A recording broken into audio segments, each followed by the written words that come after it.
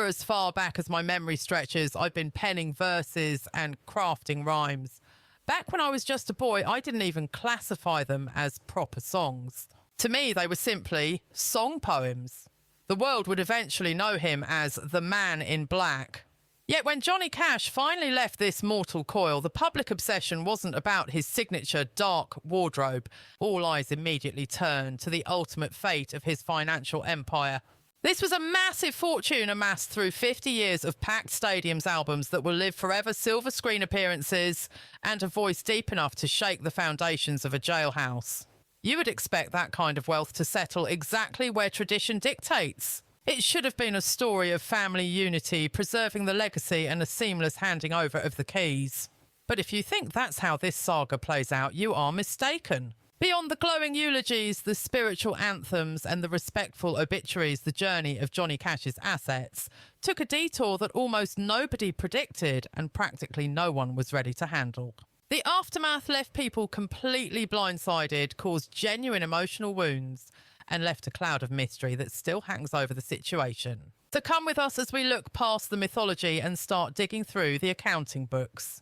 The reality regarding who got what from Johnny Cash's estate is more than just a surprise twist. It completely rewrites the epilogue of an American music icon. This is the death of a legend. When Johnny Cash took his final breath on September 12th, 2003, the entire globe seemed to pause in collective grief because we had lost a figure of monumental importance. From coast to coast, radio waves transformed into an impromptu wake-spinning tracks like Hurt, Ring of Fire and Folsom Prison Blues on a near-constant loop to honour the fallen star. Devastated fans flocked to museums and landmarks associated with the singer, creating makeshift shrines of bouquets, flickering candles and heartfelt notes expressing their loss. Every major newspaper devoted entire pages to recounting his history, cementing his status in the history books. Peers in the industry hailed him as a foundational pillar of the American sound, a man who championed the forgotten and brought a sense of nobility to the struggle of the common man.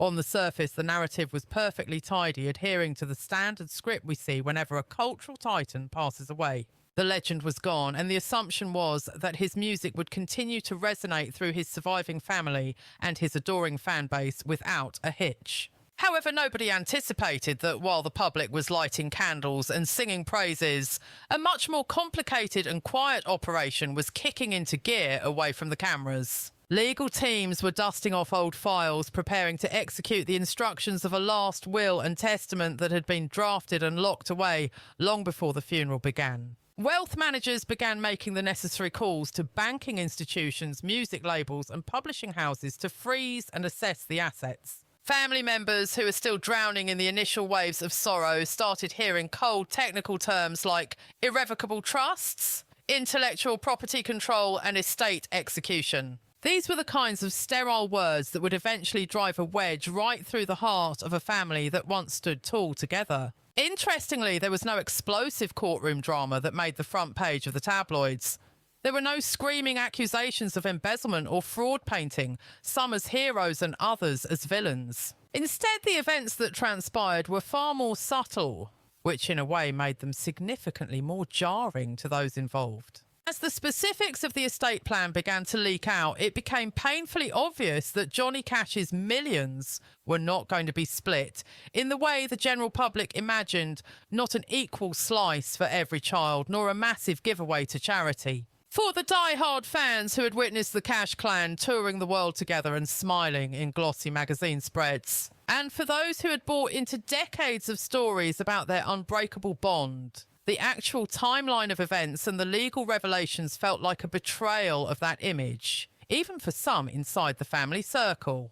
The reality was stinging, but for other observers, it was simply the validation of choices made years prior behind closed doors, driven by motivations that were never fully explained to the public. It is important to note that this isn't a soap opera script full of bad guys and victims. It isn't a cheap story of avarice or backstabbing in the way the gossip rags usually paint it. Rather, this is a case study on how massive fame fundamentally alters family dynamics, how a will can silently redefine a legacy, and how the timing of death can shift destinies in ways nobody can forecast. to truly grasp why the final distribution caught everyone off guard.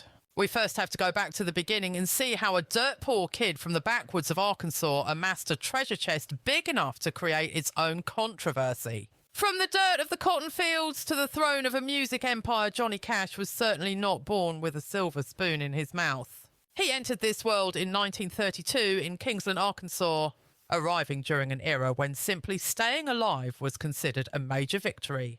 His parents were sharecroppers, grinding out a living in a desperate farming community that eventually moved to Dyess, Arkansas as part of a government relief program during the New Deal. The Cash household was a tiny 5-room shack with absolutely no frills or comforts.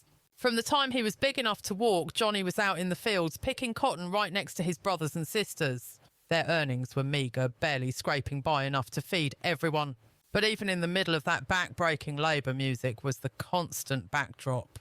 The local church resonated with gospel tunes that stuck in his soul. At night, a beat-up radio was their window to the world, filling the house with distant melodies.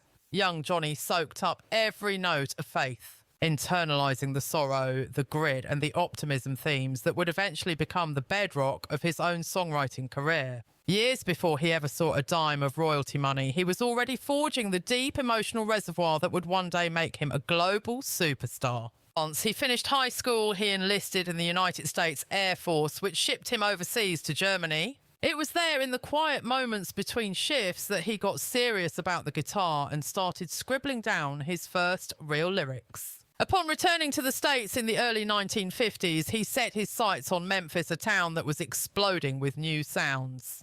In 1954, he marched into Sun Records and demanded a shot. That single audition was the turning point. His initial sessions at Sun, producing tracks like Cry, Cry, Cry and I Walk the Line, became instant smash hits. That signature minimalist rhythm, the deep, unwavering baritone and a raw emotional honesty immediately carved out his lane, separating him from the smooth, overproduced singers dominating the airwaves at the time. It didn't take long for everything to change. In just a few blinks, he went from a struggling door-to-door appliance salesman dragging a guitar around to a bona fide national sensation. But as many legends find out the hard way, becoming famous overnight doesn't necessarily mean you're suddenly swimming in cash. Sun Records might be legendary now, but back then it was a tiny operation, and the contracts they handed out to wide-eyed young artists were notoriously stingy. Sure, Johnny was pocketing some cash, but the real financial game changer didn't happen until 1958 when he jumped ship to the powerhouse that was Columbia Records. With the muscle of a major label backing him up, his reach exploded, massive distribution, actual production budgets, and a marketing machine that sent album sales skyrocketing and royalties flowing like a river.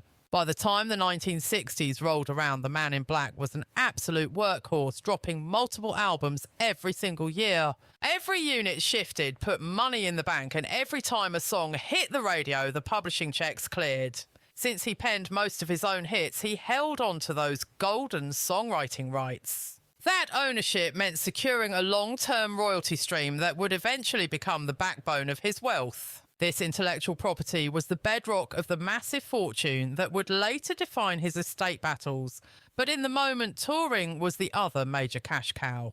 The man was relentless on the road, knocking out hundreds of shows annually and forging a die-hard fan base that spanned the entire American continent and crossed oceans. It wasn't just the ticket sales lining his pockets.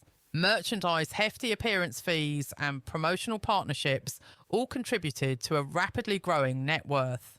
Then the game changed forever with television. The Johnny Cash Show debuted on ABC in 1969, beaming his face into millions of American homes on a weekly basis. This programme wasn't merely a cultural touchstone for the country, it was a literal money-printing machine for cash. The massive exposure supercharged his record sales, solidified his personal brand as an icon, and kicked the door wide open for high-paying sponsorships and advertising deals. By the dawn of the early 1970s, calling him a musician was an understatement. He had effectively constructed a sprawling entertainment empire. He was recording non-stop, touring the globe, writing best-selling autobiographies, acting in movies and TV dramas, and slapping his name on merchandise that sold like hotcakes. Every single venture fed into the next, creating a diversified web of income streams that was incredibly rare for artists of his generation to master. However, extreme success always seems to bring its own specific brand of chaos and trouble. Johnny spent the 1970s and 80s battling severe addiction demons, legal nightmares and failing health, all while his commercial dominance began to fade. The industry shifted and slick pop country acts pushed the traditional outlaws aside. For a scary moment, it looked like his financial peak was well in the rearview mirror. But you can never count out Johnny Cash. His story was full of twists, and in the 1990s, producer Rick Rubin walked in with a concept so simple it was radical. The plan was to strip away the backing band, ditch the glossy production tricks, and just hit record on the man and his guitar, raw, unfiltered, and real. The result was the American Recording series, an album that absolutely floored the critics and left audiences speechless. His voice now weathered and full of gravel, combined with those intimate arrangements to sound urgent and timeless, hooking a whole new generation of fans and sending sales through the roof again. The subsequent albums in the series kept the momentum alive, proving this wasn't just a lucky break, but a full-blown renaissance. His haunting, broken cover of Hurt became an instant icon, paired with a music video that felt less like a promo clip and more like a living, breathing farewell letter to the world. Suddenly, the awards were piling up again. He was back on the charts, and crucially, the value of his entire back catalogue went into the stratosphere. By the early 2000s, his music library wasn't just a piece of cultural history, it was a financial fortress. Between the publishing rights, master recordings, licensing deals and branding rights, he had assembled an intellectual property portfolio set to generate massive income for decades, maybe even centuries. When he passed, industry experts tried to calculate the total worth of the empire he left behind. Estimates varied wildly, placing the value anywhere between tens of millions to nearly $100 million, depending on how you appraise the catalogue. This massive sum included music rights, real estate holdings, stocks, and personal assets gathered over nearly 5 decades of grinding at the top. A poor sharecropper's son from the dirt of rural Arkansas had built an empire of sound and story that would essentially live forever. But with a fortune of that magnitude up for grabs, the question of who gets to control the keys was never going to have a simple answer. Then there's the family aspect, the version the public thought they knew, versus the reality.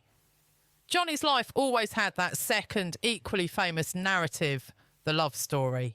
The image of Johnny and June Carter Cash had solidified into one of country music's most untouchable legends. They sang duets, prayed together, toured the world side by side, and stood tall as the ultimate symbols of redemption and undying devotion. To the fans, they were inseparable soulmates, united not just in holy matrimony, but in their artistic mission. Their blended families seemed like the perfect unit held together by music and faith, a dynasty ready to carry the legacy forward. But step out of the warm glow of the stage lights and look past the family Christmas albums, and you find a much more complicated, messy truth. His family life, much like his discography, was defined by distinct chapters, each leaving emotional scars and legal footprints that would eventually matter more than anyone anticipated. Long before the world worshipped the name Johnny Cash, there was Vivian Liberto, a quiet, devout Catholic teenager living in San Antonio. Vivian first crossed paths with Johnny back in 1951 when he was just a young guy stationed at Lackland Air Force Base. Their romance was built on ink and paper forged through thousands of handwritten letters while he was deployed in Germany. By the time they married in 1954, he was still a nobody, far from a superstar. Before he transformed into the legendary Man in Black, he was just a regular guy hawking appliances in Memphis, armed with nothing but a beat-up 6-string and massive ambition. But when he hit the big time after those legendary sessions at Sun Records, his sudden superstardom absolutely crushed his marriage. Vivian found herself trapped in a chaotic lifestyle she had never agreed to. She was basically abandoned back in California, left to raise 4 little girls, Roseanne, Kathy, Cindy and Tara, all on her own, while he chased the spotlight. She tried desperately to be the tether for a man who was spiralling out of control, drowning in a toxic mix of pills, booze and the seductive freedom of the touring life. The wreckage of that first union haunted Johnny for the rest of his days. He was constantly tormented by a deep, nagging sense of survivor's guilt that he just couldn't shake. If you listen closely, his early tracks weren't just songs. They were practically open letters directed straight at Vivian. The iconic hit, I Walk the Line, was supposed to be a solemn vow of fidelity, but it was a promise he was physically and emotionally destined to break. Vivian was the link to the real John R. Cash, the humble boy from the cotton fields, whereas the ruthless music business demanded the larger-than-life outlaw persona known as Johnny Cash. This massive divide opened up an emotional chasm between them. Vivian hated the glare of the public eye and just wanted a normal private life, which meant she couldn't give him what he needed. Because she refused to join his celebrity circus, Johnny stopped looking to his wife for understanding and started looking elsewhere. Instead, he turned his gaze to the side of the stage. Not long after he tied the knot with June Carter, the woman who was already his partner in music and would soon become the keeper of his soul. June didn't come alone. She brought her own daughters into the mix. This blended clan grew even bigger when Johnny and June welcomed a son of their own in 1970. They named him John Carter Cash.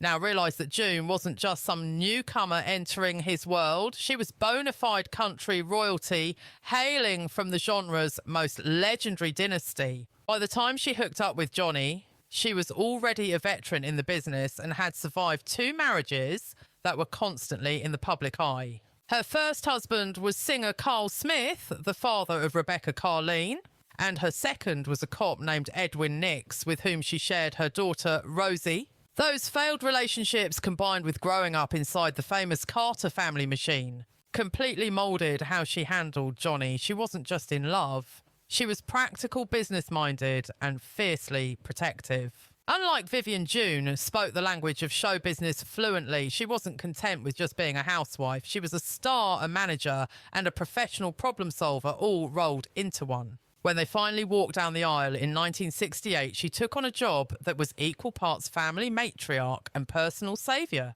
Everyone knows the story of how she nursed him through his detox from the pills.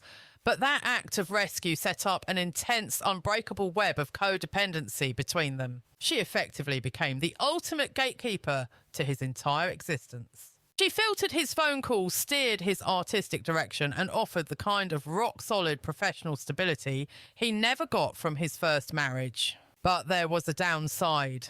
That protective fortress started to isolate him.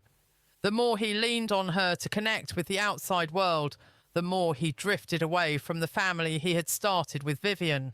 The lasting impact of their past relationships was this so-called blended family, which often felt less like a smooth mixture and more like a head-on collision. When Johnny and June got hitched, they smashed together 6 daughters who came from 3 separate fathers and 2 different mothers. Then came John Carter Cash in 1970, their only biological child together, and his birth acted like a hard reset for the entire Cash legacy. To the public, the Cash-Carter clan looked like the picture-perfect reborn family.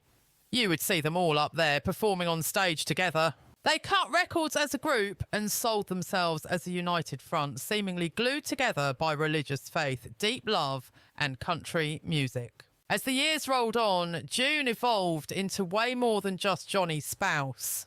She was his manager, his creative muse, and the one calling the shots on the biggest career decisions. She steered his projects, went toe-to-toe with record executives, and was instrumental in crafting the image the world saw. To the fan base, this power couple made total sense. Johnny and June were viewed as 2 essential halves of one legendary whole. And the kids, whether biological or step, were all woven into that narrative. You saw their faces plastered on album covers, singing in concerts and appearing in heartwarming family documentaries. It was easy for outsiders to assume that when the man in black finally passed, his massive legacy would be shared equally across this sprawling family tree. But here is the cold hard truth. Emotional bonds and legal wills do not always match up. Behind closed doors, the family dynamic was building layers of messy complexity. Remember, he had his kids from the first marriage and she had her own brood from before. Then they had that one son together. Over the decades, alliances shifted. Some of the kids managed to get closer to him as he got older. Others chose to stay out of the spotlight. Some were on the payroll working for the family business, while others went off to do their own thing. So while they smiled for the cameras to show unity, the real power over his career and the money flow was increasingly funneling straight through June. As Johnny's health started to fail in his twilight years, her grip on the business side of things only got tighter.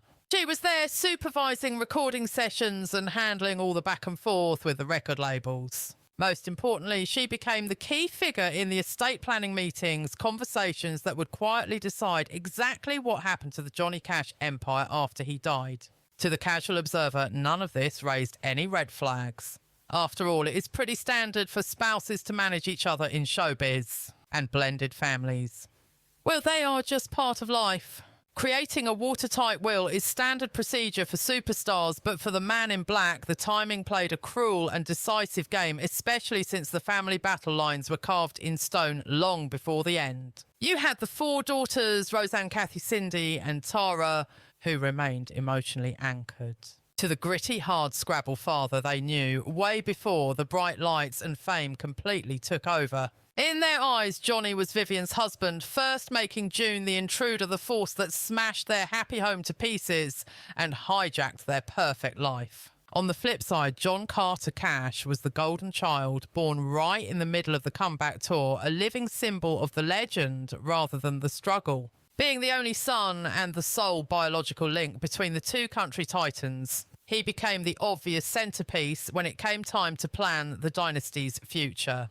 This family setup created a bizarre emotional divide, like watching two different movies play out on the same screen simultaneously. The girls were left holding the memories of the early days and the hard times, while John Carter was handed the keys to the kingdom, the publishing rights, the brand image, and the massive business machine. This hidden resentment was a ticking time bomb waiting in the wings, ready to explode into a messy legal saga once an unexpected tragedy struck down the line. Now, nobody is denying that Johnny and June's love story was a massive victory for the human spirit. It was a union that literally pulled a man back from the brink and gifted us legendary tracks. But let's be real, it was also a masterclass in PR rebranding. By joining forces, they spun a tale of salvation that the public just couldn't get enough of. But that shiny new narrative came with a steep price tag, pushing aside the folks who were there before the fame hit. Vivian Liberto, Carl Smith and Rip Nix weren't just random names in a history book. These were the real humans who lived through the raw, messy and unpolished years of Johnny and June. That friction bubbling up between the siblings after 2003 was just the ghost of those old days, proving that while you can polish up a public image, with a shiny new wedding ring and some smart lawyers fixing the broken hearts of two blended families, is a whole different ballgame. Let's talk about the will that changed everything. When the music stopped for Johnny in September 2003, everyone thought the curtains had simply closed on a great life. But behind closed doors, in the hushed conference rooms of high-priced lawyers, a brand new, stormier chapter was being written.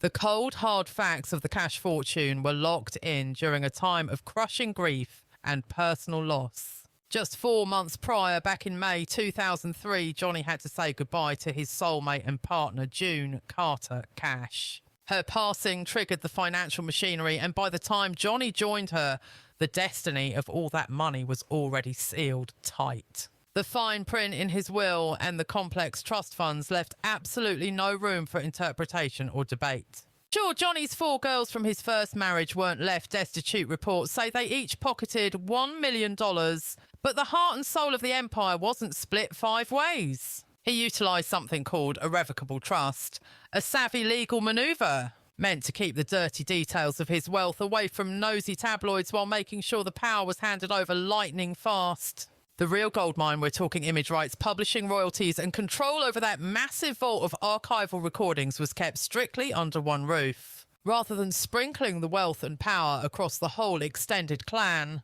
Control of the Cash legacy was funneled almost exclusively to one man, his and June's only son, John Carter Cash. This decision was the seismic shift that would shake the family tree, crowning John Carter as the CEO and primary heir to the business side of things. Johnny made sure his brand spoke with one voice, avoiding the chaos of a 5-sibling committee trying to agree on strategy. On paper, the plan was bulletproof and played out exactly how he wanted it to in those final years. But to the fans watching from the outside and for some of his own kids, it felt miles away from the happy, united family image they were sold. The machine driving the cash wealth, a multi-million-dollar juggernaut, which would only explode in value after he was gone, was now firmly in the grip of just one side of the family, leaving the daughters with checks from the past, but no seat at the table for the future. There wasn't any foul play, and no secret dossiers were tucked away in a safe. Lawyers confirmed later that every T was crossed exactly how Johnny and June wanted, but that didn't stop the emotional gut punch it delivered to everyone else. Most people just assumed the pie would be sliced up equally among all the kids. The assumption was that a family that appeared so united in public would stay together in business too. Instead, the reality check was that the legacy was a dictatorship, not a democracy with some members holding all the cards. It wasn't about stealing or backstabbing. It was just cold, hard estate planning colliding with the messy reality of mortality. Since they both left this world within months of each other, the power transfer happened at breakneck speed, leaving everyone dizzy. Ultimately, the money followed the paper trail Johnny laid out to the letter, but the ending was a far cry from the fairy tale the public had concocted in their heads. The aftermath within the clan. For a while after Johnny and June died, there was dead silence. The sheer weight of the grief drowned out everything else. While the family grieved behind heavy curtains and closed doors, the rest of the world turned their loss into a public spectacle, complete with tribute concerts. Memorial albums hit the shelves almost immediately, wrapping the Cash legacy in reverence, but eventually the cold, hard reality of business began to set in. The massive machinery of the estate started churning forward, making high-stakes business decisions and green-lighting lucrative licensing deals left and right. As massive archival projects kicked into gear, certain family members started to wake up to the harsh truth of just how sidelined they really were. You have to remember Johnny's daughters from his first marriage grew up with the man, not the myth, long before his name became a billion-dollar corporate entity. They held memories of a father who scribbled letters from lonely motel rooms and strummed acoustic guitars in the den, battling his inner demons before stadiums ever screamed for him. But as the years rolled on, the gap between their fixed $1 million inheritance and the exploding compounding wealth of a global icon became impossible to overlook. By the time 2007 rolled around, the tension spilled out of uncomfortable family dinners and straight into a federal courtroom. The four daughters launched a lawsuit that would go down as the most explosive and significant legal showdown in the entire history of the Cash clan.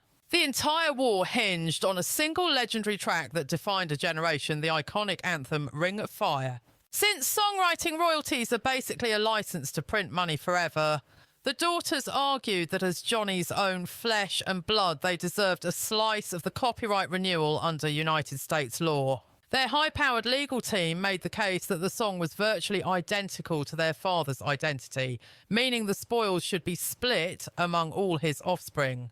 But the defence marshalled by John Carter Cash's aggressive legal squad came prepared with a counter-argument that was practically bulletproof. They dropped a bombshell arguing that, technically speaking, Johnny Cash didn't even own the publishing rights to that specific hit.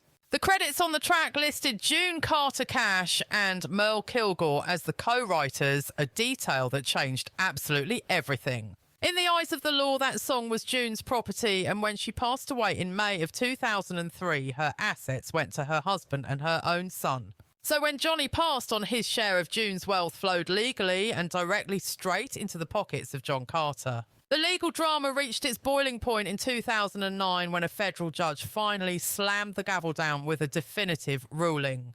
The court didn't just disagree with the daughters, it essentially questioned whether they even had the legal standing to file the suit in the first place. The judge decided that since the copyright was classified as June Carter Cash's intellectual property, Johnny's kids from his previous life had zero claim to it whatsoever. It didn't matter one bit that their dad was the one who made the song famous. This ruling was a total game changer for the family dynamic. That decision effectively shattered any remaining hope the daughters had of pulling up a chair at the table of the Cash Carter corporate empire.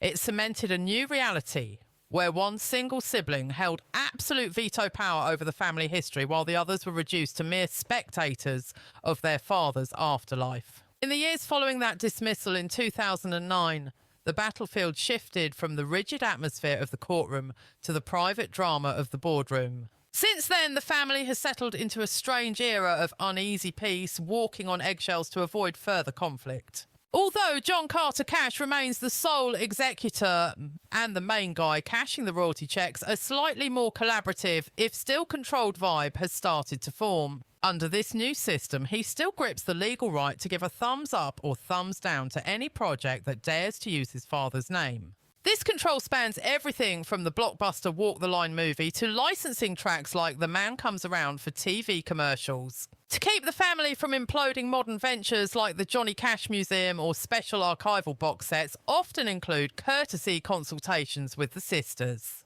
But let's be real, these are professional niceties to save face, not legal requirements, and the court battles have left deep scars on the family narrative. Rosanne Cash has been pretty vocal about how painful it is to watch her father's image be managed like a corporate brand that she has absolutely no ownership over. This whole saga really highlights the heavy emotional price tag that comes with estate plans that value business efficiency over treating the kids equally. While the nitty-gritty details were kept out of the tabloids, the emotional fracture within the family tree was very real and very deep. In the aftermath, some of the daughters opened up about feeling excluded, describing the heartbreak of seeing their dad's name managed without their input. To be fair, they never accused anyone of straight-up theft or embezzlement. Instead, they talked about the sinking feeling that their shared family legacy had been converted into a private enterprise they were locked out of. On the flip side, John Carter Cash has always maintained that he's just following the strict wishes laid out by both his mother and his father. He fully embraced the heavy mantle of estate executor, acting as the archivist and head curator of Johnny's entire artistic history. Unlike houses or cars that rust and rot, music catalogues are magic assets that never depreciate. In fact, they usually get more valuable as time marches on. Every single time a track is streamed, bought, played on the radio, or synced to a movie scene, the royalties just keep flowing in. Every anniversary re-release bumps up sales figures, and every new biopic sends a whole new wave of listeners scrambling for the originals. The estate wasn't just sitting around preserving Johnny's old work, they were aggressively expanding its ability to generate massive revenue. Back in 2005, the release of the biopic Walk the Line was a massive turning point for the brand. That film introduced the turbulent story of Johnny Cash to a huge mainstream crowd, including millions of kids who weren't even born during his prime. The movie racked up awards, sent album sales through the roof, and drove millions of streams to a back catalogue that was already legendary. The estate ultimately gave the green light to the project, reaping the rewards of its massive success while hooking a powerful, fresh generation of listeners on the legend. Ever since the messy family fallout, there has not been a single publicised reunion photo featuring all 5 siblings together in quite a few years. To be completely honest, the last significant family gathering that the public actually knew about happened way back during the restoration of Johnny Cash's childhood home in Dyess, Arkansas. Although every sibling supports preserving their father's iconic history, they usually show up to these events at completely different times or stick to smaller separate subgroups. These appearances typically consist of either the 4 sisters sticking together or occasionally John Carter showing up alongside just one of the sisters. Out of the entire clan, Rosanne Cash has definitely been the most vocal and open about the difficult healing process they have faced. In her recent interviews, she has pointed out that while the legal battles were incredibly painful and complicated, she still works to maintain a relationship with her brother. Reports suggest that the siblings have finally moved into a phase they describe as radical acceptance regarding the situation. They have come to acknowledge that even if the estate plan wasn't what they would have chosen, their shared love for their father far outweighs any legal ledger. From John Carter's perspective, having centralised control was the only way to prevent the exploitation of Johnny's image and his life's work. But for Johnny's daughters, the reality was that sharing the same blood and history did not automatically translate into sharing the stewardship of his empire. It is tragic to see a family that once appeared so united on stage now living their lives in completely separate, distinct spheres. One child managed the legacy while the others watched from a distance, yet they all continue to share the same deep love for the man they once looked up to. Meanwhile, the rest of the world continues to listen to Johnny Cash on repeat, acting as if absolutely nothing behind the scenes had changed. Entirely new generations are constantly discovering his music through streaming platforms like Spotify and Apple Music every day. When it is all said and done, there were no real winners and no villains here. Just people trying to adjust to an outcome they had not fully expected. The only certain outcome is that the business of Johnny Cash's legacy continues to grow larger. And while many are not too pleased about being excluded, the brand appears to be managed just fine so far. What are your personal thoughts on how this all was handled? Drop your opinions in the comments section below. Thanks so much for watching. Please go ahead and leave a like and make sure to subscribe for more celebrity stories just like this one.